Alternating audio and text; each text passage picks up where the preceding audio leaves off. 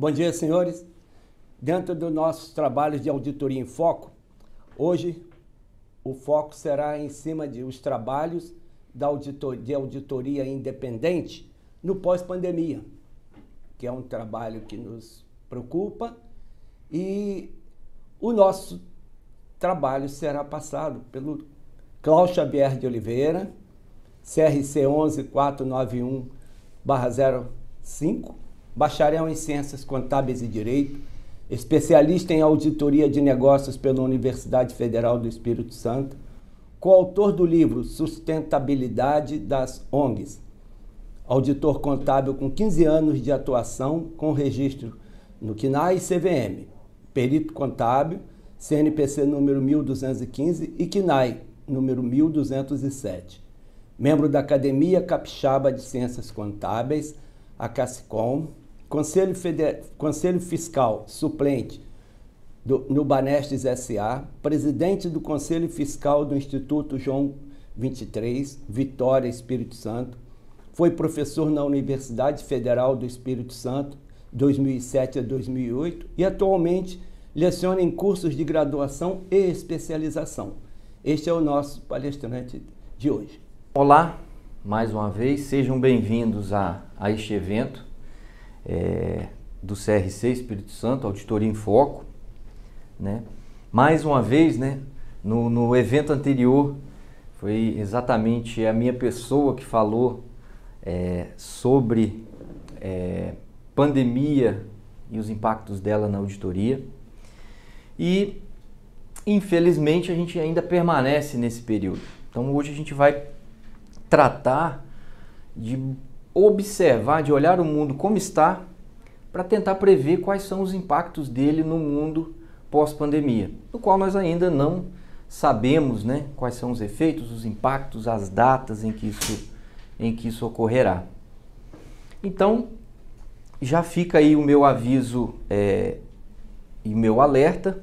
Antes disso, eu gostaria de, naturalmente, né, agradecer ao Conselho Regional, na figura da sua presidente, agradecer a todos aí que estão nos assistindo. Mas voltando, o aviso legal é exatamente que as opiniões que aqui estão são naturalmente deste palestrante, deste autor, e não representam necessariamente as opiniões do Conselho Federal de Contabilidade, muito menos do Conselho Regional. O currículo o colega Márcio Braga já apresentou, né? E eu gostaria aqui de contextualizar, né?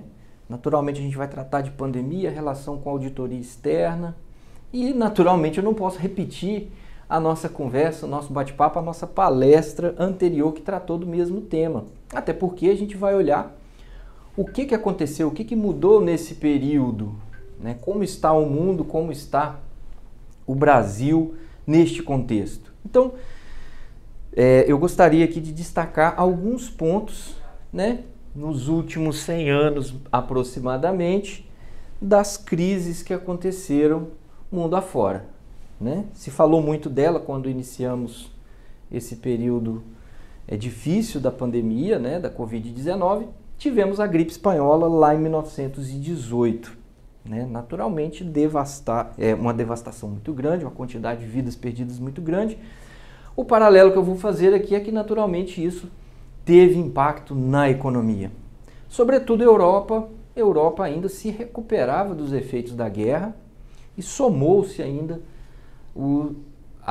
uma pandemia, né, que assolou aquela região e, naturalmente, grandes impactos mundo afora. Então, vejam, uma crise sanitária também, a exemplo da Covid, e que, com certeza, ela traz impactos para a nossa economia. Quando a gente fala de economia, e naturalmente, o mercado de capitais, né, ou o mundo dos negócios, naturalmente, como sabemos, ele é baseado em registros contábeis, e esse registro contábil ele precisa de um ambiente normativo em que permita aos investidores, credores, fornecedores, terem informações adequadas sobre o ambiente em que ele atua. E isso traz desafios, trouxe questionamentos, traz alterações para o contabilista, para a contabilidade, consequentemente para a auditoria. Adiante tivemos agora não crises, né? Observem que ali na gripe espanhola e com Covid-19, nesse pequeno intervalo de pouco mais aí, né? Vamos arredondar de 100 anos, e a primeira e a última são muito parecidas, né? São crises sanitárias causadas por um vírus. As demais não. As demais elas são de cunho econômico, envolveram fraudes financeiras. Então, tivemos em seguida a crise de 1929, quebra da Bolsa, né, de Nova York. Havia lá uma grande euforia e essa euforia não correspondia à realidade e tivemos então uma crise econômica muito grande. Foi a Grande Depressão Americana, muito desemprego, né? Muitas empresas com problemas. O mercado naquela época se questionou, ou seja, que tipo de informação que foi obtida, né? Ou seja, o sistema contábil nesse período ele era adequado, a auditoria estava se posicionando de forma adequada, né? A crise ela vem exatamente para trazer isso, para questionar. Sempre que ocorrem essas crises, naturalmente o sistema ele é questionado. A contabilidade estava desempenhando seu papel corretamente, os princípios contábeis balizadores, eles estavam correspondendo para prevenir uma crise dessa magnitude. Naturalmente, em 1929 também tivemos impactos grandes no Brasil, porque éramos e ainda somos grandes exportadores de commodity, nesse particular ainda o café, né? Ele foi muito impactado porque os importadores, né, muitos deles deixaram de existir, reduziram o volume de importação. Então observem, né, tanto aqui quanto aqui nós tivemos o questionamento, a busca por adequação, como isso não poderia ocorrer novamente. Volto a dizer, sobre o aspecto do contador e do auditor, ou seja, o que ele deveria realizar ou adequar no seu trabalho para que os efeitos da crise eles fossem minimizados, né? Nesse pequeno intervalo que eu coloquei aqui, que eu pincei alguns eventos que sacudiram, né, tanto a nossa vida em sociedade e naturalmente a nossa economia, que é um fator constante, né? Infelizmente nós a cada momento vamos passando por crises, sejam elas causadas aí por efeitos biológicos, né, sanitários, ou por disfunções do nosso sistema econômico, né, ou contábil como um todo, né, a nossa própria sociedade. Seguindo adiante, tivemos a quebra da Enron em 2001. Era uma das maiores empresas do mundo. Foi constatado ali uma grande quantidade de fraudes, envolveu também a auditoria, foi questionado, decretou até fechamento de firma de auditoria de grande porte. A partir daqui, começou-se também a questionar o que muito se fala hoje, né? Que é o compliance, né? Ou seja, as empresas têm que demonstrar que estão cumprindo a lei, que estão cumprindo, que estão em conformidade. Tanto é que se criou no mercado americano a lei Sarbanes-Oxley. Então, aqui foi muito questionado o papel do auditor nessa crise toda, né? E pior, além dele não ter cumprido fielmente o seu trabalho, aparentemente ele foi conivente ou até mesmo pode ter participado da consecução da fraude, né? Não cabe aqui a gente analisar o caso em si, mas o que eu queria destacar para vocês é exatamente esse ponto, né? Em todos eles, o nosso trabalho ele vai ser questionado, né? Ele vai ser questionado quanto a qual retorno ele dá para a sociedade. O auditor ele tem ou não tem que apenas estar abraçado com o ambiente normativo, né, e colocá-lo como escudo. Ah, não, eu sigo a norma, ponto final. Até porque, eu convido vocês, se vocês olharem lá nas NBCTAs, né, que são as normas de auditoria independente, você vai observar que algumas delas já tem lá. R1, R2, né, revisão 1, revisão 2, elas são revisadas. Mas é óbvio, sobretudo nos dias de hoje, a realidade ela muda numa velocidade muito maior do que a norma. Né? Então o desafio é exatamente antever. Eu tenho como antever a crise, eu tenho como antever efeitos, né, causados ou por falhas na economia, no sistema empresarial, né, ou no compliance como um todo, e nas crises sanitárias? É claro que não. Mas a gente pode, né, olhar o passado e tirar algumas lições dele. Né? Alguns até questionam, falam assim, né, em tom de brincadeira, me questionaram, falaram assim, mas vai ter uma palestra do, né, Benedito, do pós está na pandemia. Exatamente, a gente não pode esperar acabar para tentar nos adequar. Ah, eu vou esperar, então ela vai durar 3, 4, 5 anos ou mais, ninguém sabe. E a gente vai aguardar esse período todo para nos posicionar? Ou é interessante a gente olhar para o passado e também para o presente e verificar o que podemos tirar de lição dele? Eu acho que o desafio está aí. Né? No mundo que muda rapidamente, constantemente, eu aguardar sempre que a norma seja alterada, colocada em votação pública, para depois eu, né, colocar aquilo em prática, não condiz com a nossa conduta, ou pelo menos do que a sociedade, o mercado espera disso. Pelo menos é a minha visão. Então, em seguida tivemos a crise do subprime, né? Um fomento muito grande de financiamentos para indivíduos e famílias que não tinham o perfil adequado, criaram muitos papéis em cima disso, esses papéis não tinham liquidez, o mercado americano ficou saturado com imóveis à venda, não tinham compradores, e naturalmente o mercado financeiro com diversos papéis que também não tinham liquidez e foram construídos sobre eles. Né? E por fim, o momento em que estamos Covid-19. Né? Então, é a mesma ideia que eu gostaria de trazer para vocês, eu convido a essa reflexão. Né? Até porque o passado ele é uma grande fonte de informações também. Né? Então, nós devemos observar os erros e acertos do passado e o que o passado nos diz em relação às crises e tentar nos posicionar da melhor forma para os eventos futuros. Então aqui o objetivo nosso aqui nesse momento, é claro, é discutir o pós-pandemia, como ele poderia ser. Serão apenas suposições, tentar prever. Então a gente vai usar o quê? O que eu proponho, vamos analisar o passado, como está hoje e o que pode ser daqui para frente. É um pode ser. Né? Então nós temos aí alguns dados, né, do Covid, com o ranking de alguns países, né, o total de mortes aí.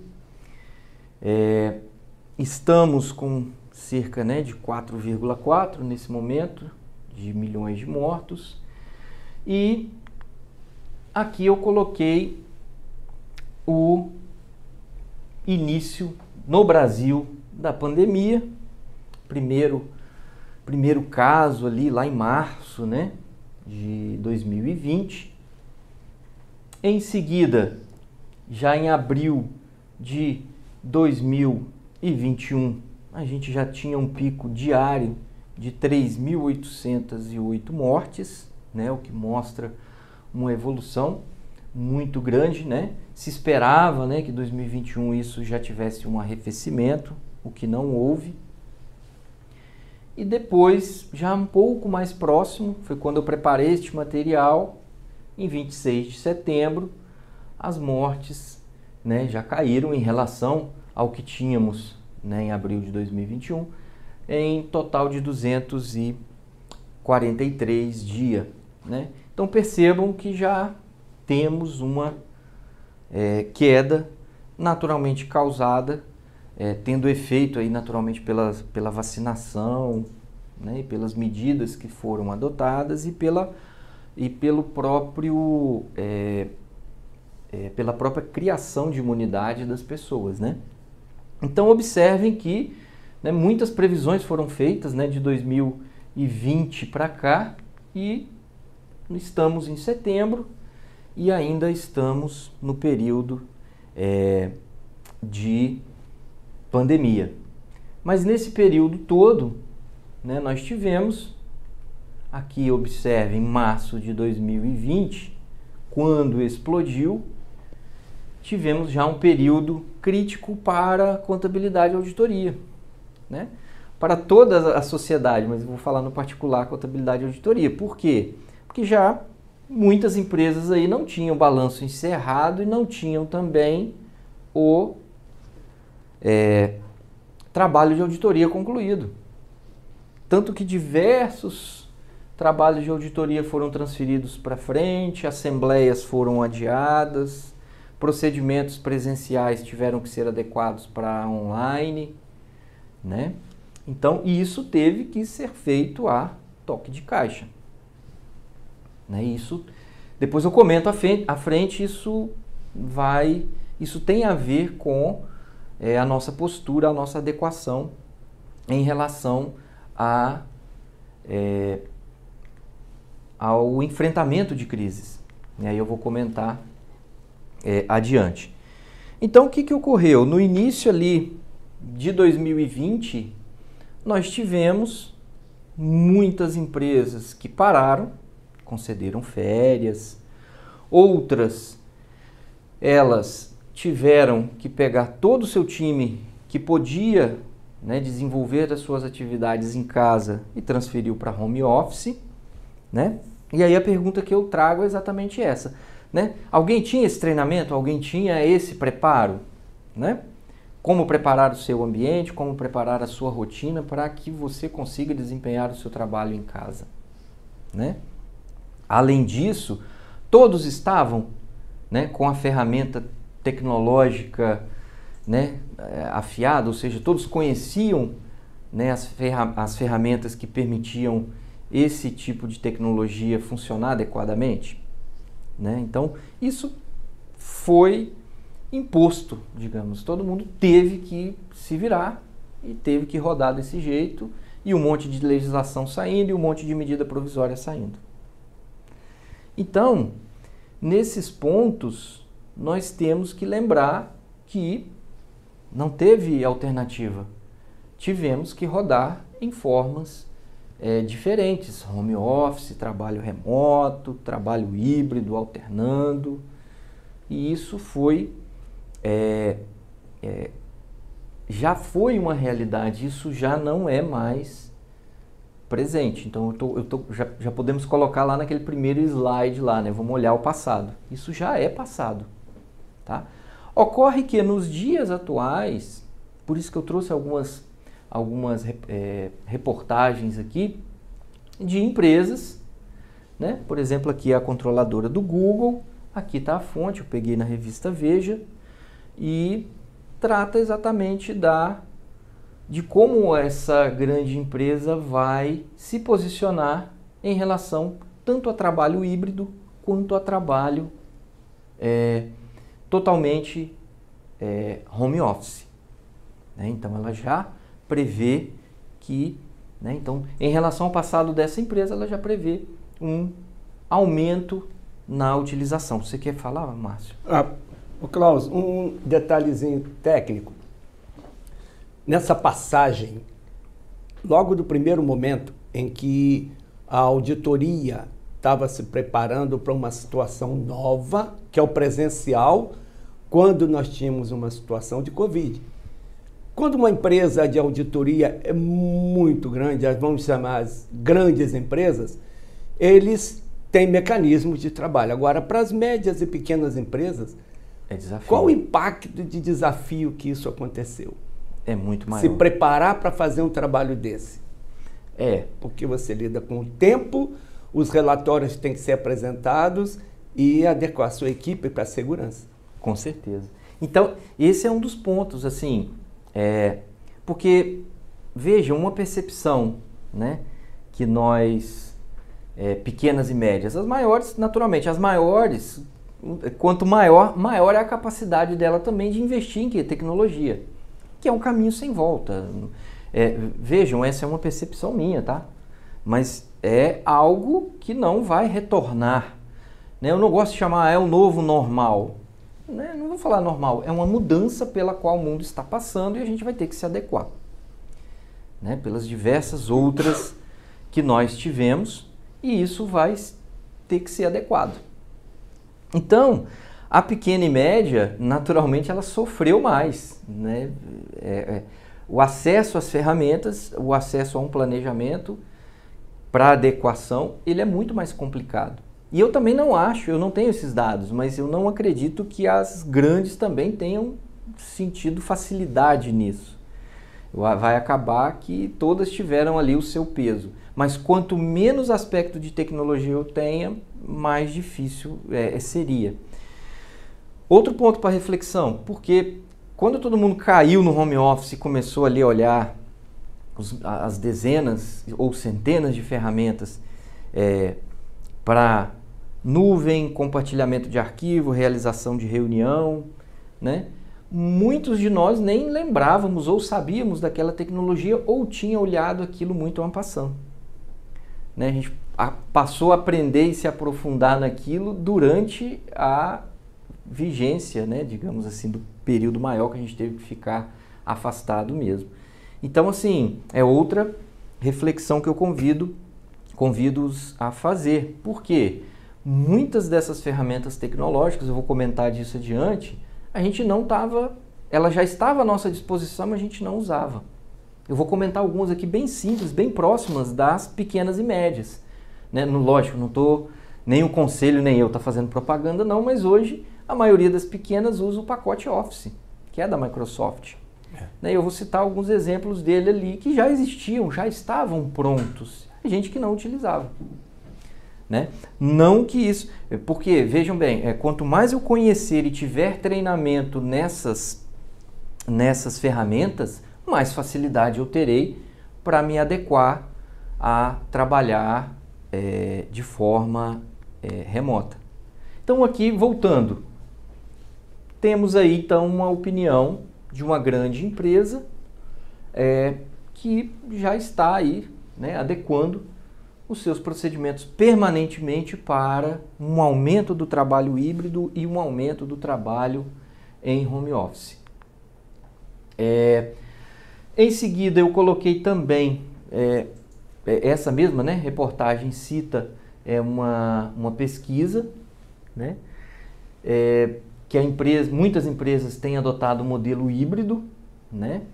A percepção é que há aumento, ao contrário do que se imagina, há aumento na produção, na produtividade, né, no home office, e o interesse das empresas, principalmente aqui no lar, as pessoas costumam ser mais produtivas. As questões são as diversas, né?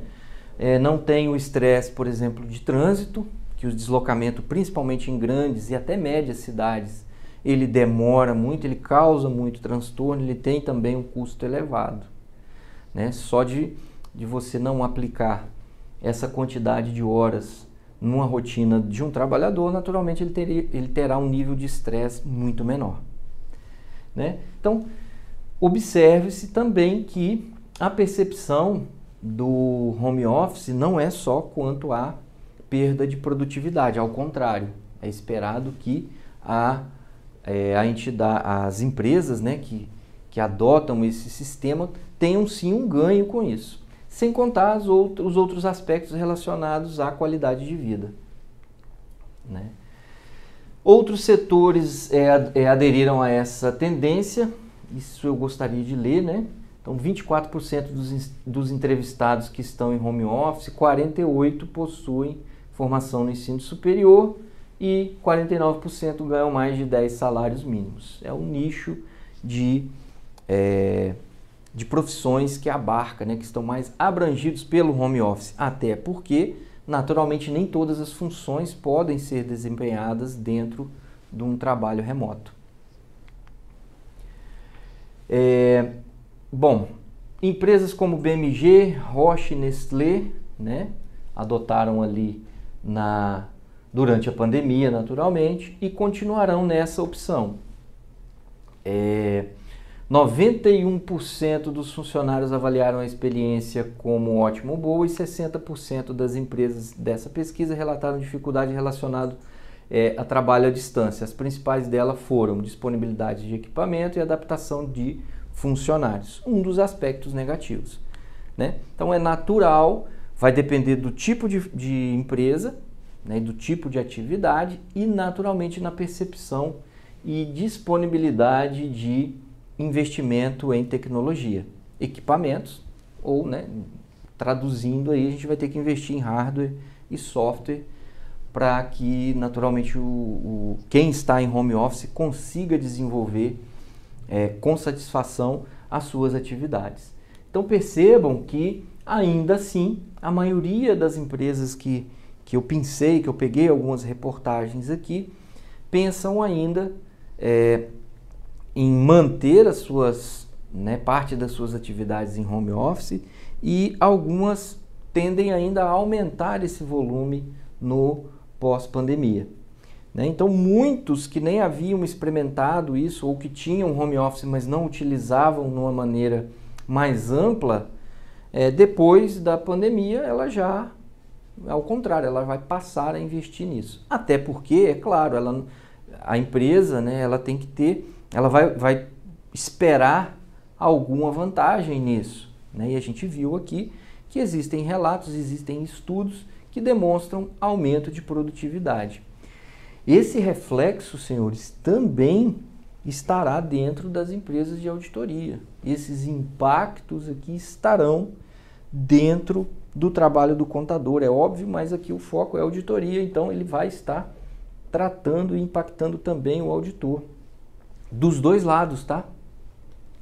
Tanto do trabalho do auditor em si, quanto com quem ele tem que lidar. Porque às vezes quem ele vai tratar também está num trabalho remoto. Eu vou tratar agora, de agora em diante eu vou falar um pouquinho mais de alguns aspectos que vão impactar as firmas de auditoria, as empresas de auditoria, coloquem no balaio aí as pequenas, médias e também as grandes. E também vou comentar um pouco sobre o impacto na vida do profissional.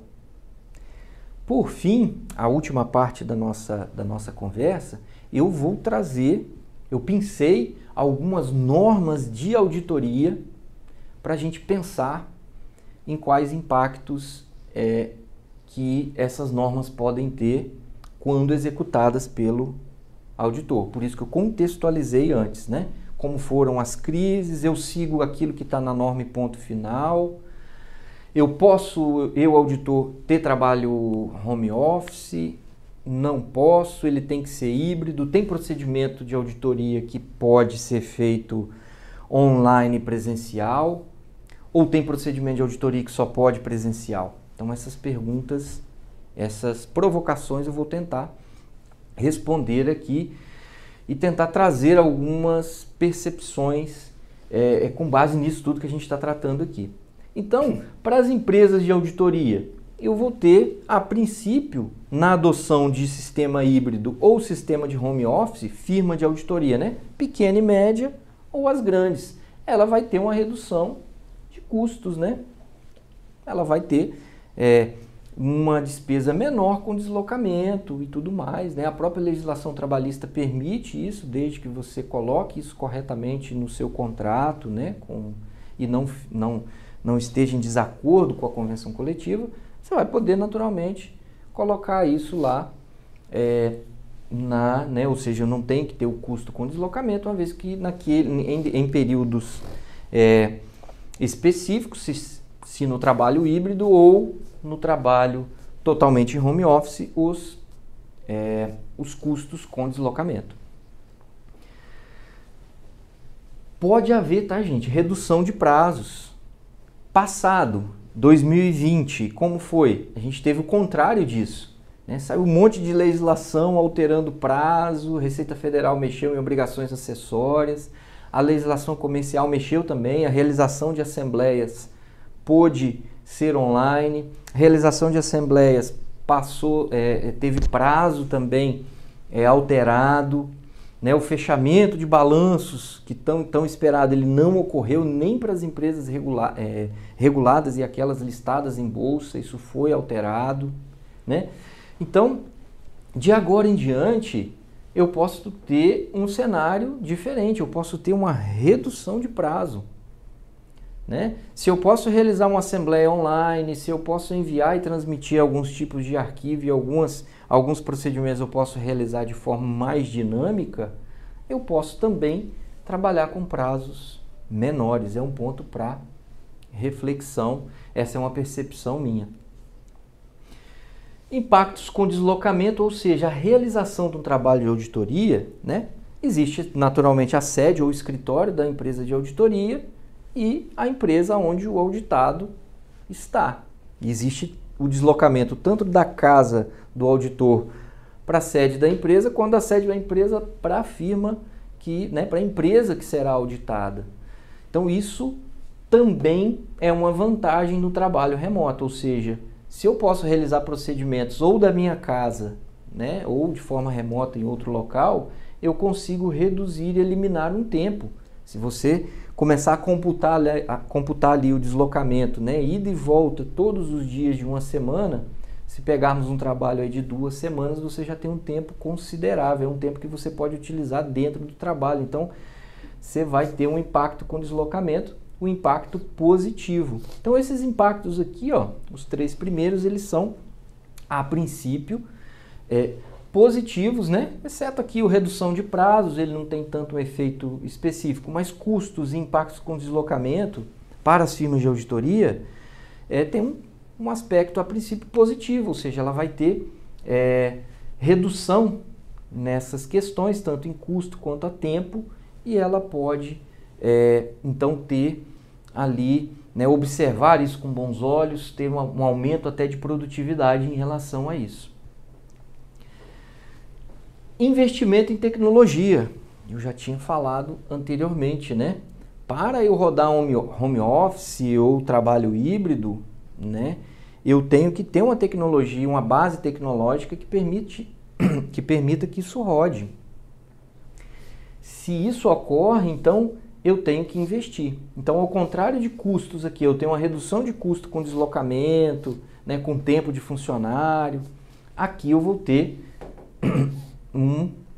uma questão de investimento, ou seja, vai ter que gastar com equipamento, vai ter que gastar com software, vai ter que gastar com investimento na estrutura, né, na casa do colaborador, possivelmente. Então, esses aqui são alguns aspectos relacionados aí para as empresas de auditoria em adotando-se o trabalho de home office. Impactos agora para os profissionais, o profissional de auditoria, né? Isso foi para todo mundo, necessidade de adaptação. Caiu no colo de todo mundo em 2020. Permanece ainda uma novidade? Claro que não. Então hoje, quem for guindado a compor uma equipe de trabalho híbrido ou mesmo de home office, ela não vai poder, né, esse profissional dificilmente vai poder falar, eu não conheço essa ferramenta, né, eu nunca fiz. Então, por quê? Porque isso, desde 2020, tornou-se uma realidade para muitos, né, tanto contadores quanto os auditores. Então, a necessidade de adaptação a essas tecnologias, ela tem que ser rápida. Então, assim, nós que somos dessa área, por motivos diversos, a gente tem sim que permanecer atentos a essas tecnologias. Já é um requerimento, né, na nossa realidade. Aspectos positivos e negativos quanto à interação com os demais, né? Principalmente para quem fica full time em home office, ele perde existe uma perda de interação, de distribuição de informação e conhecimento entre as equipes. Né? O que se falava muito, né? Fulanos, né? A gente tem que saber trabalhar em equipe. Né? Era até clichê para as contratações, as entrevistas, como que é você trabalhando em equipe. Né? Isso é um baita desafio, por quê? Como que eu vou desenvolver essa habilidade estando a quilômetros um do outro? Acho que o Márcio quer falar. Ô, Cláudio, com relação a essa questão das equipes do próprio auditor, o trabalho home office, você perde, e isso é um risco para a pessoa física do profissional. Aquele network de estar junto com o colega, tanto para resolver problemas de trabalho, quanto até situações profissionais de evolução da carreira. Coisa que na rede social você não consegue trabalhar. Sem dúvida. Tá? E esse impacto, tem sido feita alguma medição com relação a isso? Você sabe me informar? Então, eu não trouxe esses dados, mas eu li que assim, o que as maiores empresas elas buscam de terem equipes, né, que a todo momento estão se perguntando, se questionando e trazendo ferramentas, né, de outras áreas do conhecimento que facilitem essa interação. Né? Não vou adentrar aqui nesse ramo tão filosófico, mas o ser humano ele é um ser social. Então ele necessita do contato com o outro. Tem diversos aspectos relacionados, aspectos psicológicos, né? Uma coisa você vê pessoalmente, outra coisa é através de uma tela. Né? Isso tudo tem um impacto. Então as empresas trabalham exatamente para identificar quais são esses impactos negativos e tentar minimizar e trazer a equipe para que ela não sofra tanto. Porque tem muita gente que trabalhou bem em equipe presencial e foi para o online e se perde. Porque é realmente complicado, é um desafio duplo. Trabalhar em equipe já é um desafio. Trabalhar em equipe em home office. Então são dois desafios ao mesmo tempo. Né? Não é questão aqui de autoajuda, nada, mas eu acredito que nós profissionais a gente tem que se questionar. Né? Como que eu vou me colocar em relação a isso? Eu vou ter proatividade para fazer dar certo? Né? A partir do profissional também, ele colocar total resistência, eu não quero, eu não vou, não vai dar certo, né? Realmente ele vai dificilmente evoluir. Mas é um baita desafio. Acho que assim, a questão do networking, de perceber e de aprender com o próximo, ele é muito mais difícil de você trazer para a realidade remota. A gente vai conseguir em parte. A totalidade eu acho que a gente não conseguiria. Eu acho que para isso talvez teríamos que tratar o sistema híbrido. O ganho maior será para a empresa, porque a própria redução de custo e tudo mais. Você já expôs aí. Exato. Isso é uma realidade. Agora, quem está envolvido... E outro ponto, assim, algumas empresas, por exemplo, marcam happy hours virtuais, exatamente para tentar manter um espírito ali diferente, um espírito de equipe, de brincadeira, para que isso contribua para o fortalecimento de equipe. Mas é desafio, né? A gente com certeza não está pronto, mas essa já é uma realidade e eu acredito que ela veio para ficar, né? De acordo com o que eu contextualizei antes. Desenvolvimento de novas habilidades. Então, aí é a pergunta que eu fiz, né? O Márcio até questionou anteriormente, e as pequenas e médias, como que fica? Como que elas pegaram isso, né? Foram colocadas ali, se vira, né? Mas eu digo por experiência própria, assim, vamos começar pelo básico, pacote Office. Né? Todo mundo já explorou, né, as possibilidades de você trabalhar no Office em nuvem, por exemplo? Né? Num exemplo simples, vocês sabiam que 2 pessoas ou mais podem trabalhar no mesmo arquivo Excel ao mesmo tempo?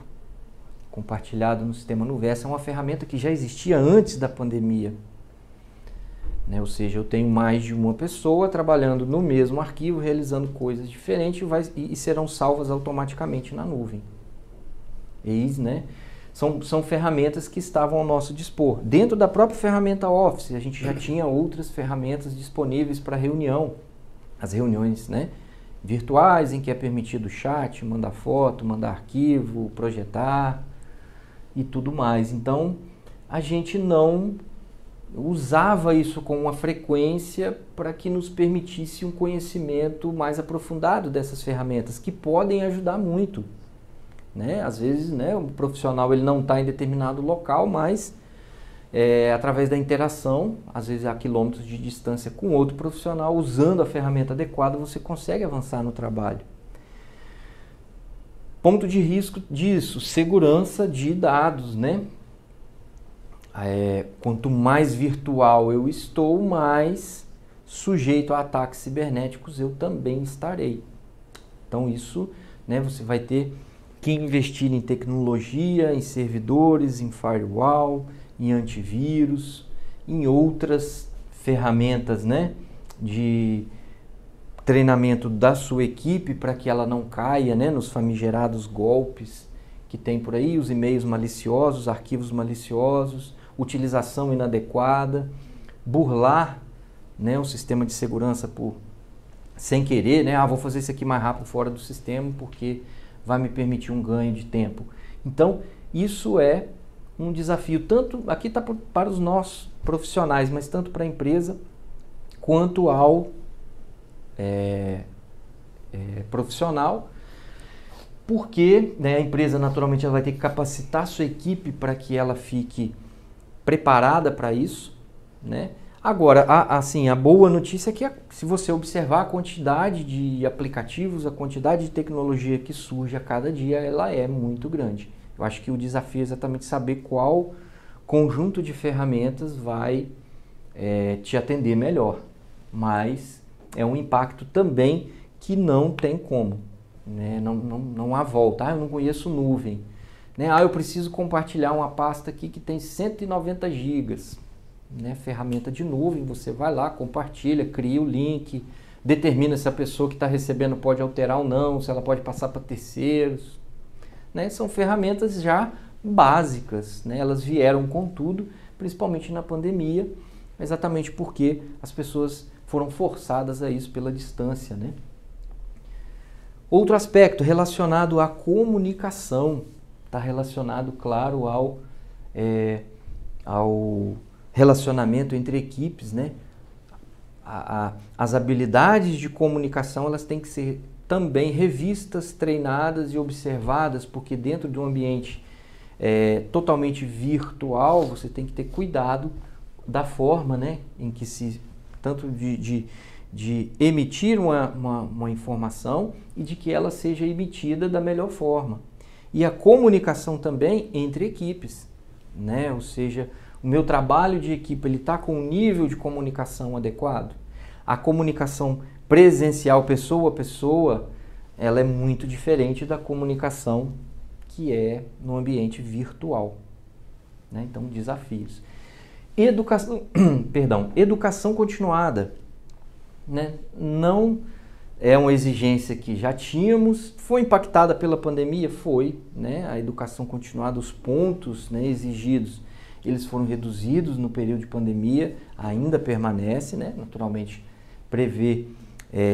se espera que ocorra uma alteração né, um retorno a esses números de pontos, os 40 pontos, mas a educação continuada ela tornou-se também desafio para nós, profissionais. Por quê? Quem gosta muito, né, dos cursos presenciais, eu sou palestrante, tenho alguns cursos que eu ministro e muitos alunos têm essa dificuldade. Né? De fato, alguns aspectos eles são muito particulares do evento presencial. Sobretudo, né, o que a gente estava falando de equipe e comunicação, a interação com o aluno, né? Como que ele está recebendo essa informação e como que ele vai questionar naquele próprio momento o professor, como que ele vai trazer a sua dúvida e a sua resposta. Então isso é um desafio. Por quê? Naturalmente, quem está obrigado ou quem já faz os seus cursos aí já deve ter percebido a redução, né, drástica no número de cursos presenciais. Lá em 2020 a gente não tinha nenhum, praticamente, né? Todos eles migraram para plataformas virtuais. Esse evento aqui, Auditoria em Foco, é um exemplo disso, né? Nós estaríamos provavelmente no auditório do Conselho, né, tendo esse evento com a presença dos profissionais, né? Então, esse é um dos impactos aí para a educação continuada, tanto positivos quanto negativos. Eu falei alguns aqui negativos. O positivo, aonde você tiver com o computador, um dispositivo móvel, você pode acessar o curso, assistir, treinar e melhorar. É claro que você também, o aluno, depende muito do aluno, ele vai ter que se preparar para isso, né? Veja, os cursos também, as palestras, eles não estavam todos preparados para pular para a plataforma online. A formatação de um curso ele é totalmente diferente, né? Se ele vai ser desenhado, planejado, quantidade de tempo a ser falado, divisão dos arquivos, né? Tudo é diferente para um sistema online. É diferente do presencial, né? Então, tanto um desafio para o palestrante quanto para o aluno. Então, esses são alguns pontos que, dentro da minha percepção, podem impactar a vida nossa, dos profissionais, da agora para frente. Impactar, gente, leia-se, impactar de forma permanente, tá? Isso aqui já aconteceu, né? Isso aqui ainda estamos olhando nesse momento, estamos olhando para o passado. Aqui eu estou fazendo algumas projeções para o futuro do que vai permanecer, linkando com aquelas reportagens lá atrás.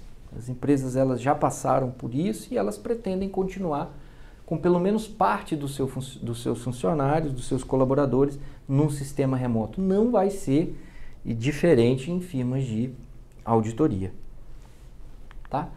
Agora eu vou começar a falar um pouquinho mais de uma parte técnica, ou seja, eu vou falar especificamente de normas de auditoria e de orientações para auditores, que também não é novidade, algumas aqui já são passado, e eu vou tentar falar qual é a minha visão, a minha percepção disso para o futuro.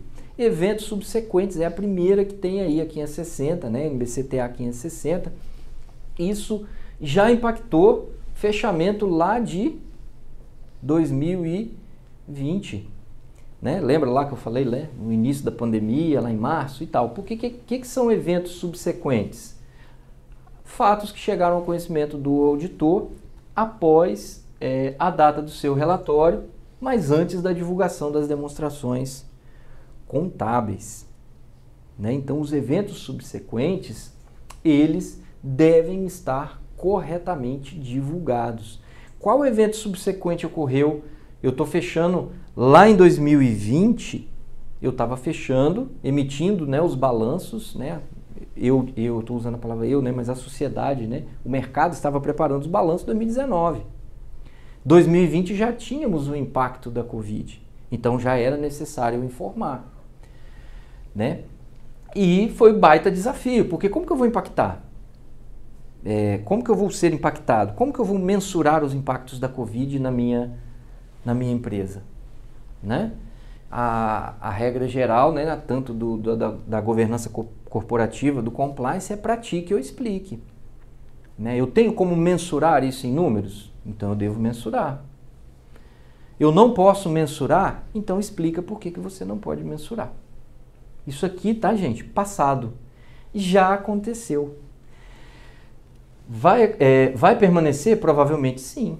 Os eventos subsequentes. A pandemia não acabou, né? Então muitas empresas impactadas por isso, pelos eventos subsequentes, né? E praticamente todas foram. Ela tem que divulgar isso enquanto permanecer a pandemia. Só que o alerta que eu faço e por que eu trouxe a 560 é porque isso vai ganhar um maior destaque, né? Quando a empresa geralmente lembrava, não, isso aqui é evento subsequente, eu vou divulgar. Principalmente quando a empresa não é regulada, né? As reguladas sofrem uma pressão maior do Banco Central, o CVM, falou, é um fato relevante, o evento subsequente você tem que divulgar. Mas naquele caso ali, a pandemia chegou, pegou todo mundo de surpresa, então eu acredito que essa norma ela vai ser olhada com mais atenção. Lembra que eu falei lá? Vamos olhar os eventos que aconteceram no passado. Então, a todo ano, eu tenho que olhar se tem alguma questão que vai me impactar diretamente e se isso se configura como um efeito subsequente. Você quer falar, Márcio? Nessa questão do evento subsequente, como você bem deixou aí, a empresa recebe, a empresa de auditoria já tem seu relatório, mas ela recebe do seu cliente uma situação. E na maioria das vezes isso fica muito mais, na minha opinião, na questão da empresa de auditoria perceber isso aí e questionar. Sim. Então esse viés de informação ou não, isso pode ser um risco para a auditoria? Eu entendo que sim. Porque o evento subsequente, o que ocorre? É uma situação após, né, o fechamento do relatório do auditor, ou seja, ele está emitindo, vamos usar o exemplo do início da pandemia, ele está emitindo opinião sobre 2019, a pandemia mesmo no Brasil chegou em 2020. Então, o exercício para o qual ele está opinando é 2019, mas eu tenho um evento subsequente que vai ultrapassar a data coberta pelo relatório do auditor. Quem deveria ter essa percepção é a própria empresa. Tanto que assim, a está muito relacionada à gestão corporativa, compliance, é o risco. A empresa ela tem que ter uma gestão de risco, ela tem que ter uma área que identifique e estude os riscos. Principalmente isso deveria ser dela. A empresa tem... Porque assim, gente, a governança corporativa, né, não basta você pegar, tem um lindo manual, vai lá na página missão, valores, né, e tá tudo lá bonitinho. Agora, o difícil é praticar, escrever e colocá-los, né? Qual é o código de conduta, qual é o meu código de ética. Principalmente se for negativo para a empresa. Então, assim, é muito difícil isso. Escrever ali, digamos, eu acho que a tarefa talvez, ela não é tão simples, mas ela é simples diante daquela que quer colocar em prática. Né? Então, o mundo inteiro, o Brasil também se ressente muito disso. Né, a prática de fraudes, a prática de não ser transparente, a prática de ter atividades que não são positivas para a empresa e eu esconder, né? E com a disseminação rápida de informações, exclua disso aí as fake news, óbvio, a sociedade você tem acesso à informação de forma mais rápida. Então a sociedade também já percebe, poxa, né, lá no seu site, é a mesma internet que te dá isso, lá no seu site está dizendo isso, isso e isso, mas a sua prática ela é diferente. Mas na prática eu vejo, principalmente para as pequenas e médias, ocorre muito isso. O auditor chega e fala, olha meu amigo, eu identifiquei esse evento subsequente, você vai divulgar? Porque aí eu vou colocar uma ênfase no meu relatório, eu não vou entrar no tecnicismo, o auditor tem que colocar uma ênfase. Se o evento subsequente não for colocado nas demonstrações contábeis na forma adequada, o auditor deve então ressalvar. Isso aí. Se ela for significativa, ele pode até colocar uma opinião adversa. Então, assim, ela nasce geralmente da percepção do auditor. Volto a dizer, isso aqui vai na contramão, se é assim feito, isso deveria partir da empresa. Significa que ela deve pegar lá a cartilinha, olhar o que aconteceu no passado, olhar quais são as suas políticas, quais são as suas práticas, qual é a sua gestão de risco. Né? De nada adianta meus riscos são esses, minha prática é essa, mas e aí, no dia a dia, isso está funcionando? Isso está tendo monitoramento? Né? O compliance, né, tão falado isso, né? O compliance nada mais é, né, gente, do que conformidade. Eu estou em conformidade com aquilo que eu mesmo estabeleci, eu empresa, né? Eu já cumpri as leis, os regulamentos e agora estou, de fato, cumprindo isso. Então, é um ponto de reflexão. Essa norma, ela vai passar, na minha opinião, a ser mais observada, a ter mais atenção sobre ela a partir do evento Covid. Próxima dela, isso também já aconteceu, tá? A 540, que trata de estimativas contábeis, valor justo e divulgações relacionadas, né? Como o nome já diz, as estimativas contábeis para um período de pandemia, elas tiveram que ser revistas. Essas estimativas, elas continuarão sendo impactadas, na minha visão, no pós-pandemia. né? Ou seja, por que, gente? Assim, quando a gente fala pós-pandemia, vamos imaginar, propor um cenário em que o nível de contaminação mundial esteja baixo, a maioria da população vacinada, o nível de transmissão em queda e controlado. Eu não vou entrar aqui nos méritos, né? Não é minha praia, sanitário, se a gente vai ter que tomar vacina para o resto da vida ou não vou entrar no mérito, mas vamos imaginar esse cenário. Os impactos da pandemia, eles ainda continuarão por muito tempo, né? Eles terão essa onda, ela vai ser sentida em alguns exercícios sociais, é a minha visão, tá? Então, isso aqui já aconteceu e isso aqui permanecerá por um bom tempo sendo analisado com uma delicadeza maior, uma sensibilidade maior. O IBRACON lançou um ofício circular, 2020, também estou falando de passado, tá? Com orientações, né? Impactos nos trabalhos dos auditores. Ele poderia ter dificuldade na resposta de circularização. Isso permanece? Pode permanecer, porque muita gente, como eu vi, né, ainda está num trabalho de transição, ainda não efetivado para home office. Então, aquele pelo qual ele espera a resposta de circularização tem ainda reflexos, né, do ano anterior. Isso vai perdurar durante o tempo? Eu acredito que sim, até a prática de quem... porque circularização é uma resposta que um terceiro vai mandar diretamente ao auditor. E esse terceiro, se ele estiver passando também por um reflexo, por um processo de transição de home office, ele vai ou mandar o risco de resposta errada aumenta, o risco de não resposta também aumenta. Revisão de papéis de trabalho de um auditor por outro. Se está todo mundo em home office, você vai ter que adequar muito isso. Eu vou comentar um pouquinho à frente quanto às análises e inspeções documentais. Documentação pendente do início e finalização de auditoria pela firma de auditoria e pelo auditor. Desafios que ainda permanecem, eu acho, em curso. Eu acho que isso aqui, ó, vai permanecer. Isso tudo ocorrido, tá, gente, em 2020. Permanece ainda e ficará um tempo ainda. Limitação de trabalhos, né? A carta ela continua. Restrição de disponibilidade de informações, diversos aspectos estão nessa carta lá do IBRACON, que o IBRACON fez o quê? Tentou prever o que iria acontecer e emitiu algumas orientações para os auditores, né? Dificuldade de mobilidade para as equipes. Isso daqui por quê? Para procedimentos presenciais, né? Mobilidade das equipes no período lá de fechamento era complicado, até porque tinha empresa que estava totalmente fechada. Mas isso eu vou comentar adiante. Enfim, risco de infraestrutura tecnológica. Lembra que eu falei lá no início? Vai ser necessário investimento em tecnologia.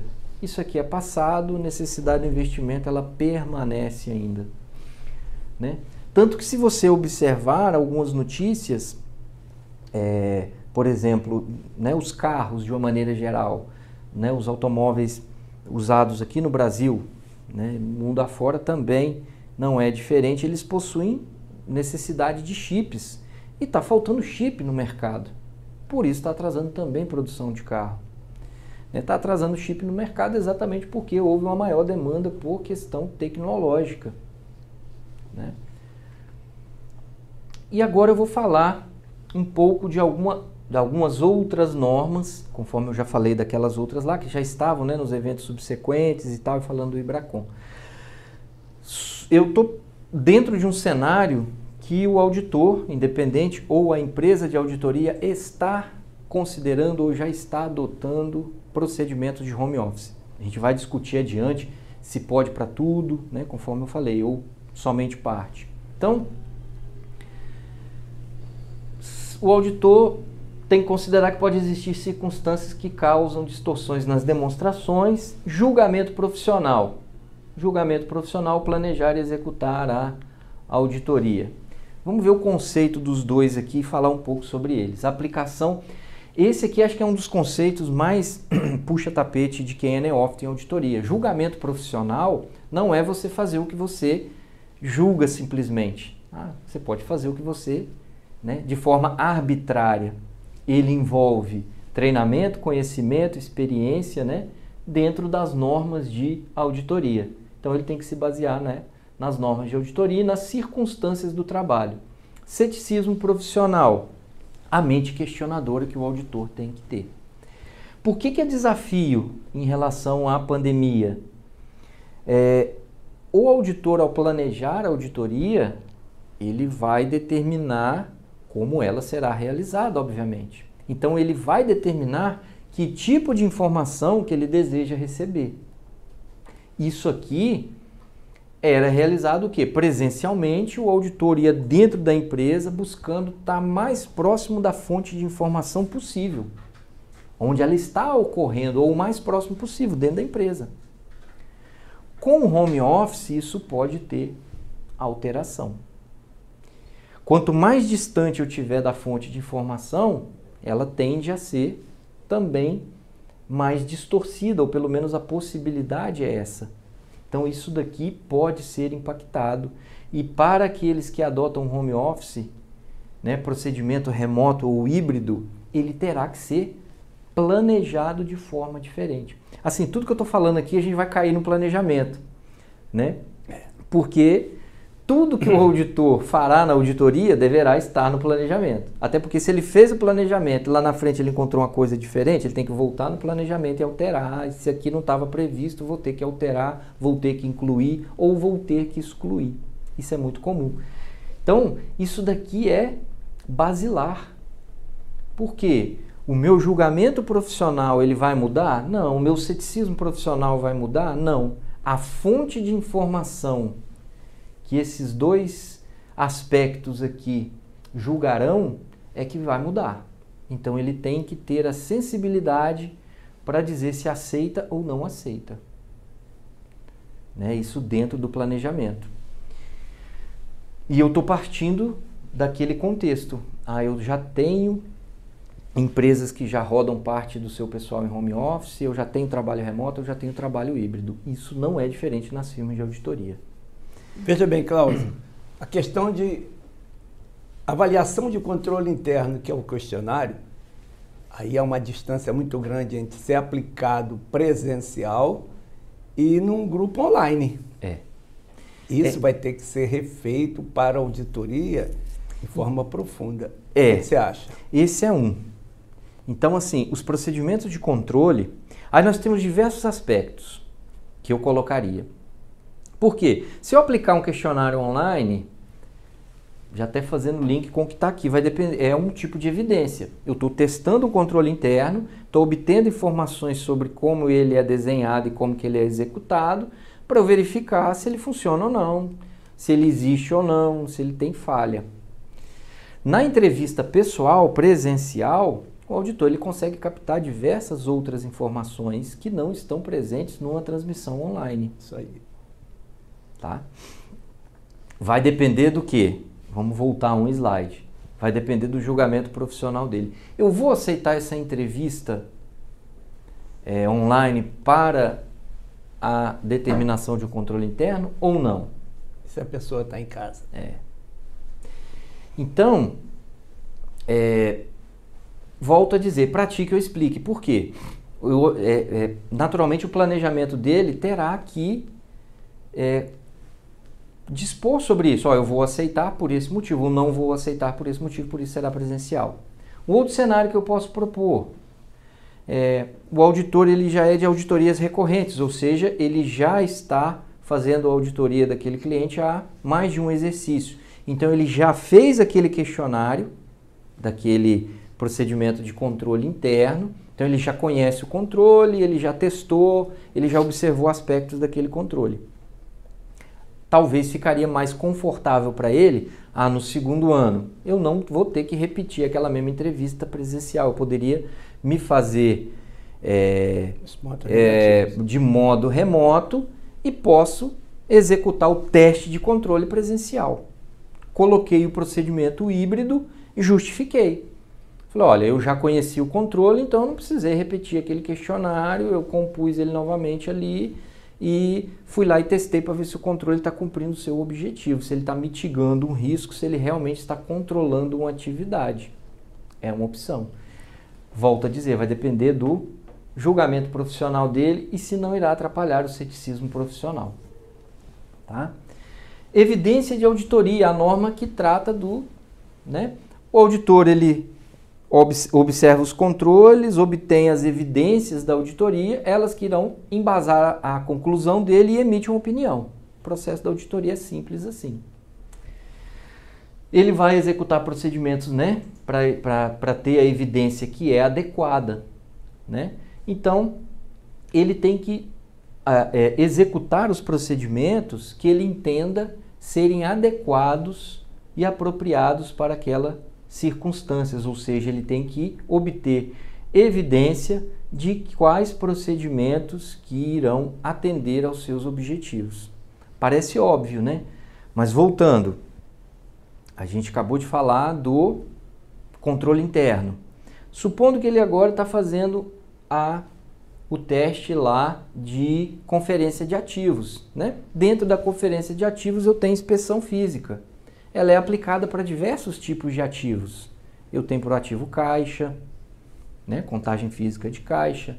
Eu tenho estoques, contagem física de estoques. Eu vou acompanhar o levantamento de estoques da empresa. Eu tenho imobilizado. Eu vou verificar se aquele imobilizado ele está...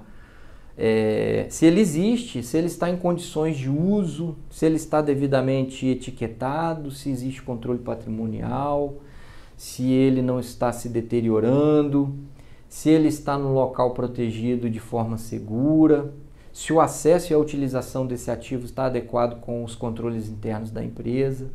E aí é uma provocação. Eu tenho como fazer esses procedimentos online? Caixa, né? Óbvio, né?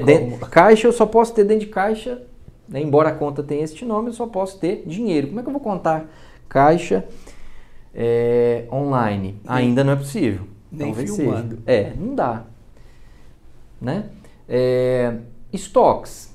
A existência física do estoques não tem como. Eu vou ter que ir ao local onde ele está armazenado. Imobilizado, eu imagino que é a mesma coisa.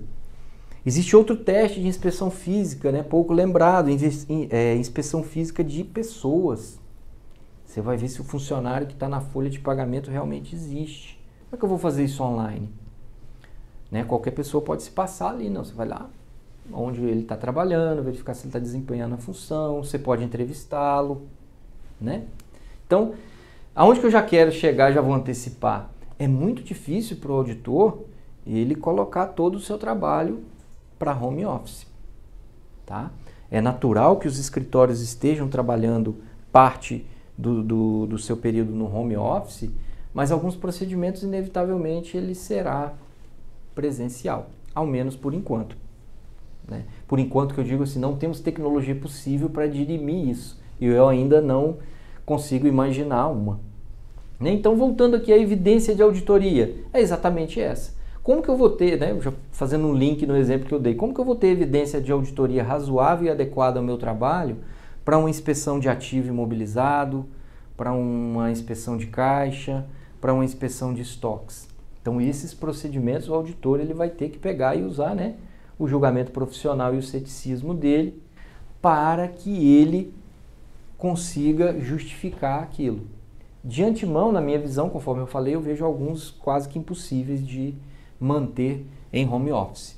Então, voltando aqui aos procedimentos, né? Resposta aos riscos de auditoria, mas esse capítulo aqui ele fala sobre o procedimento de auditoria, que é o procedimento substantivo, e o teste de controle.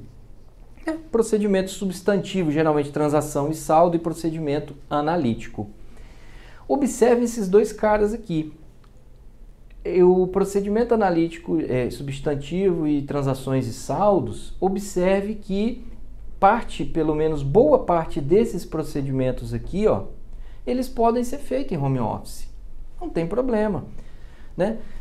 Procedimento analítico, eu vou pegar, analisar as contas da empresa, comparando os resultados dela com ela mesma, ou seja, o comportamento da conta ou das rubricas contábeis, dos números contábeis durante o ano.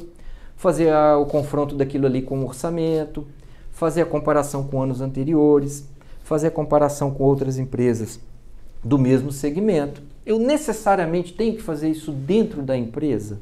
Não, não precisa. A não ser que tenha alguma questão ali mais específica que o auditor necessite verificar. Então esse é um exemplo de procedimento que eu posso analisar fora da empresa. Vamos analisar outro para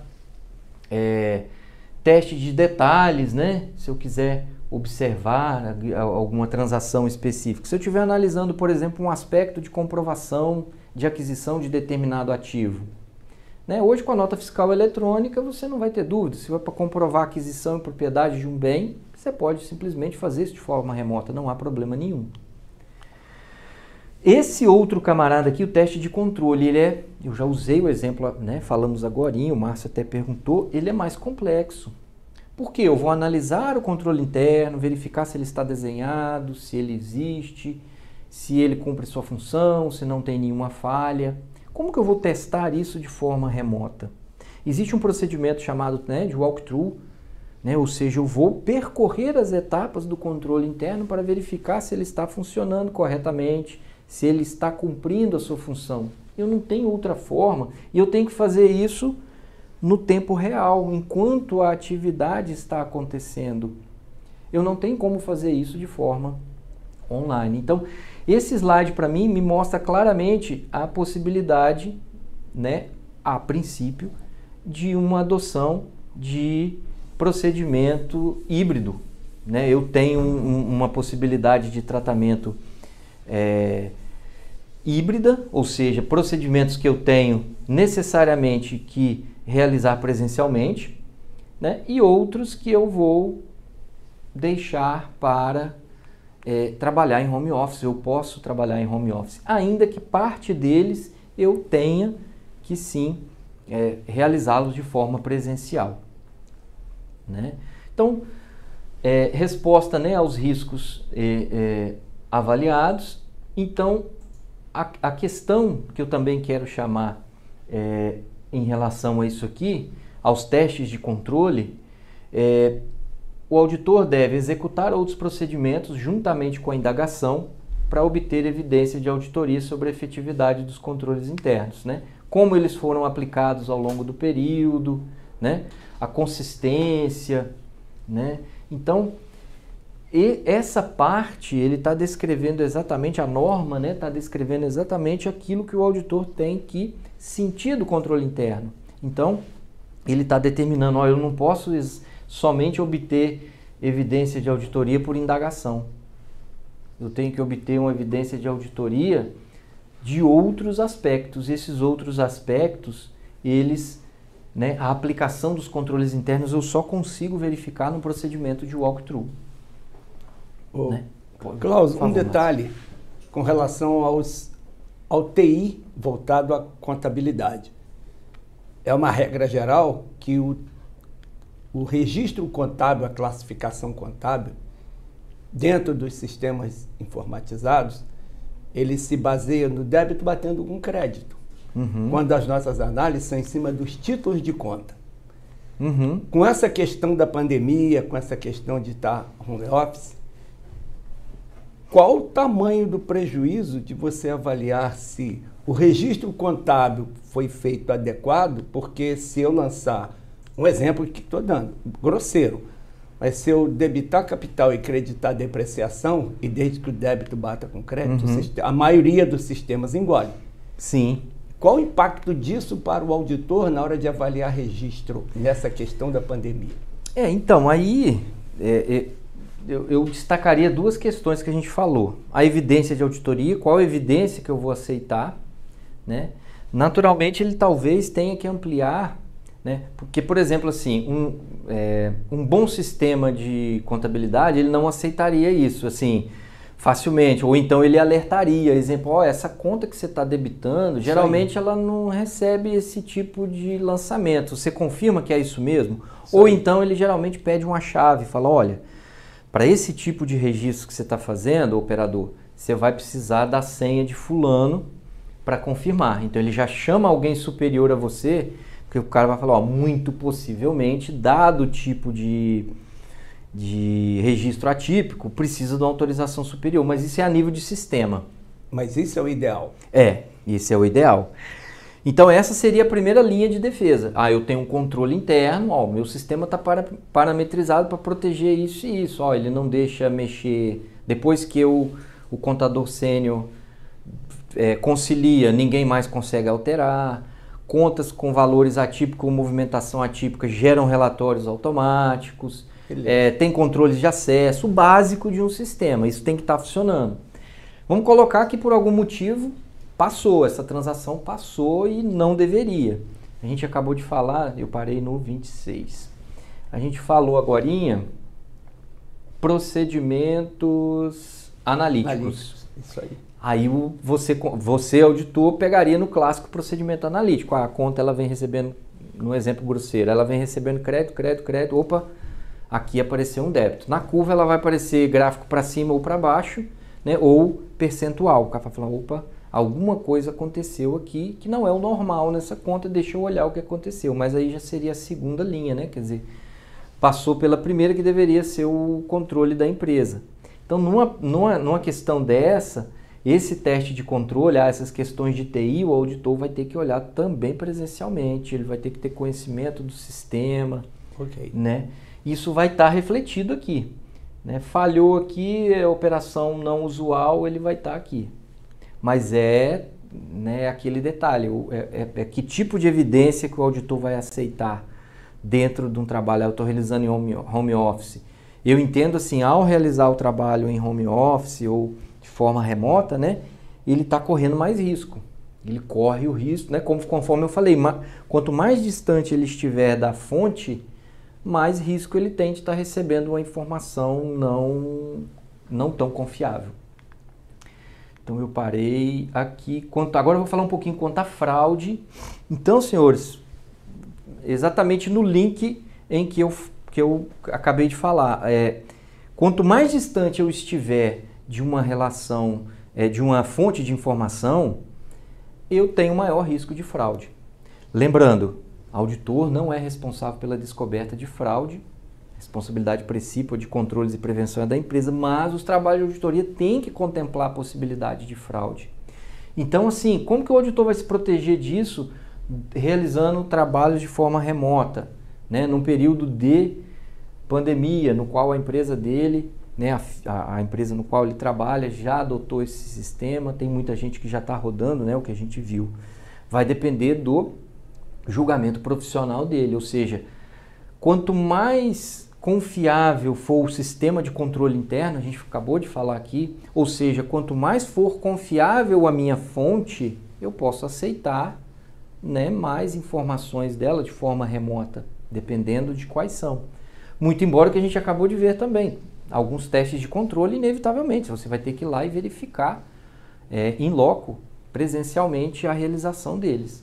Então, assim, tenham atenção quanto a isso. Se o auditor tem dúvidas quanto àquela fonte de informação que ele está recebendo, quanto a outras questões, né, relacionadas à interceptação de informação, então há algum resquício de dúvida, não façam os procedimentos relativos à detecção e prevenção de fraude de forma remota, né? Ou seja, a prevenção de fraude está permeando todo o trabalho do auditor. Em cada área que ele for olhar, ele vai ter que julgar. Tem risco de fraude aqui? Qual poderia ser? Então ele tem que tentar verificar se esse risco está controlado e mitigado, né?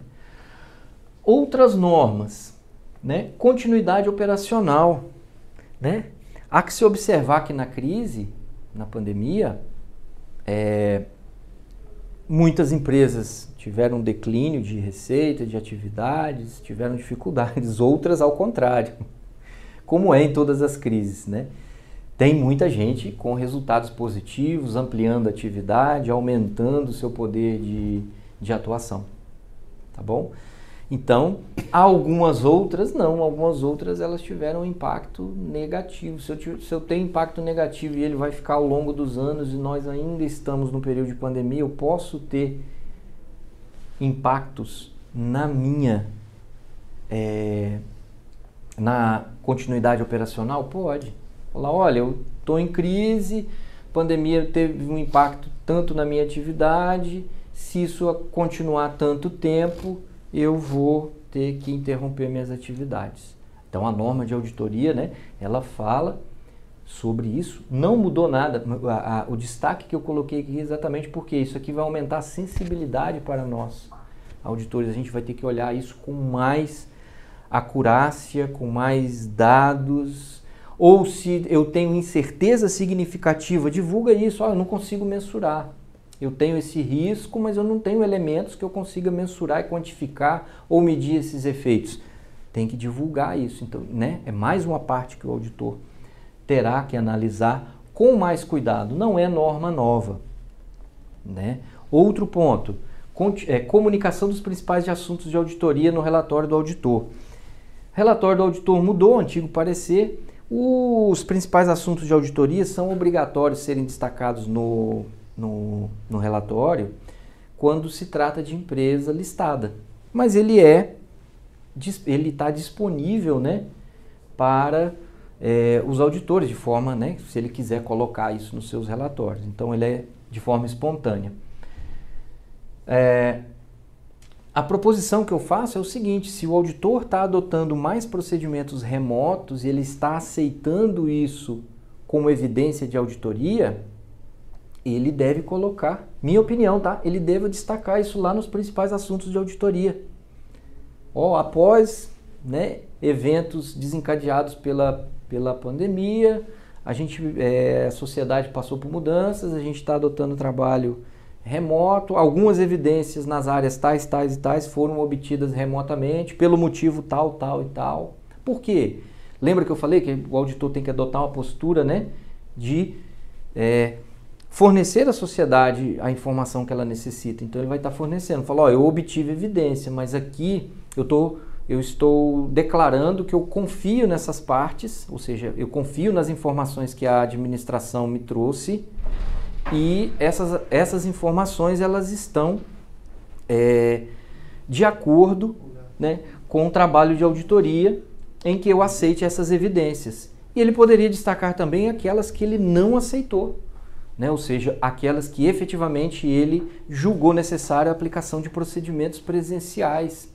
Isso eu acho interessante para que a informação fosse trazida de maneira adequada para o mercado.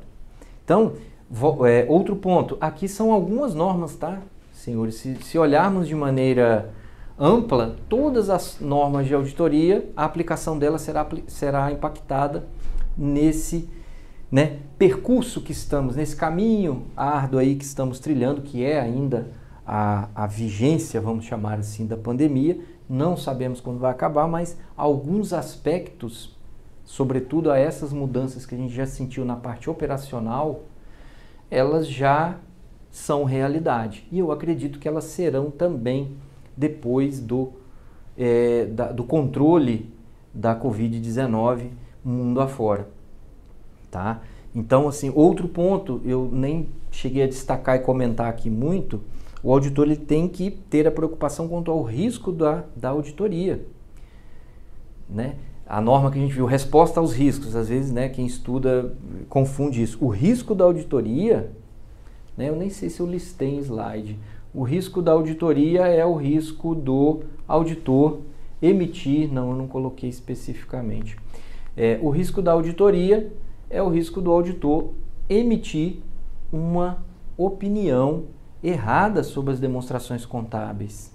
Então ele tem que estar sensível a isso. Se eu aceitar mais informações, qual o nível de informações obtidas de forma remota, eu, auditor, vou aceitar para que o meu risco não esteja prejudicado, para que o risco da auditoria não esteja aumentado, né?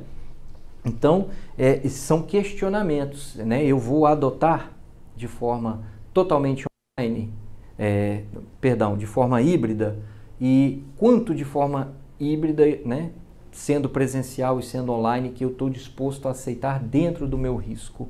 Essa é uma preocupação também. Então, para finalizar, Eu coloquei no material aí, foi feito pela Brasicon e o CFC, sobre um bate-papo sobre pandemia e auditoria. Tem esse link lá, quem puder dar uma conferida. Eles trazem boas informações bastante pertinentes a esse assunto aqui, né? A gente sempre tem que citar a fonte, né? Então, eu acho interessante que vocês possam conferir lá. Eu vou terminando por aqui. Conforme eu falei para vocês, eu espero que vocês tenham aproveitado, né, e eu ajudado a esses questionamentos. É um mundo totalmente de possibilidades, são apenas projeções para um futuro que a gente ainda não conhece, né, mas que de repente nos ajude, né, essas reflexões, esses debates, eu acredito que ajuda todo mundo a se posicionar da melhor forma, né, saber o que fazer ou não, ou pelo menos decidir, né, eu vou tomar este caminho ou aquele caminho. O que a norma de auditoria me traz, o que o trabalho de auditoria vai ser impactado. Então é nesse sentido que eu busquei trazer alguma contribuição para vocês aí. Mais alguma coisa, Márcio? Klaus, o Conselho Regional de Contabilidade do Espírito Santo agradece a você por uma palestra tão relevante em relação ao risco da auditoria em relação ao futuro, com situações de futuro que foi tratado aqui de forma brilhante. São riscos que o auditor vai passar na sua vida. Ok? São novas posturas, novas situações, e isso é um alerta para quem está no mercado. Sem Agradecemos dúvida. Muito pela sua colaboração com relação a esse tema. Joia. Muito obrigado. E eu que agradeço a quem nos assistiu aí, espero ter ajudado. Então, obrigado, até uma próxima.